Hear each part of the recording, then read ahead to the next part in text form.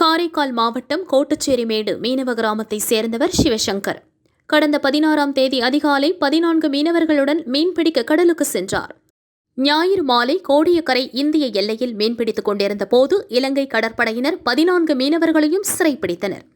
இது இந்த மாதத்தில் 2வது முறையாகும். மீனவர்களை விரைந்து மீட்க மத்திய மாநில அரசுகள் நடவடிக்கை எடுக்க வேண்டும் என வலியுறுத்தினர். போனப்புள்ளதான்ப்பா வெள்ளம் தாண்டி வேலையா போச்சுப்பா. என் பிள்ளைக்கு ஓட்டு இன்ஜின் வேலை, ஆட்டு பம்பு வேலையாப்பா. ஆட்டு பம்பு வேலை பார்த்துட்டு பிள்ளை காத்து பாடுதல அங்க பக்கம் எடுத்துட்டு போயிருக்குப்பா.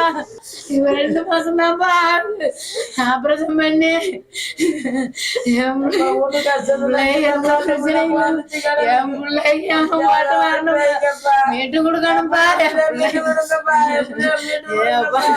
17ஆம் தேதி பலத்த காற்று மற்றும் அந்த படகு இயந்திர கோளாறு காரணமாகவும் போட்டை இயக்க முடியாத சூழ்நிலையால் எதிர்பார்க்காத சூழ்நிலையில் இலங்கை கடற்படை அந்த நேரத்தில் அதை பயன்படுத்திக் கொண்டு எங்கள் கிராமத்தைச் சேர்ந்த விசைப்படகை கைது செய்யப்பட்டு தகவல் வருகிறது. அதை உடனடியாக மத்திய மாநில அரசுகள் விரைந்து இந்த விசைப்படகையும் அதில் தொழிலுக்கு சென்ற 14 மீன்பிடி தொழிலாளர்களையும் மீட்டு தருமாறு கேட்டுக்கொள்கிறோம்.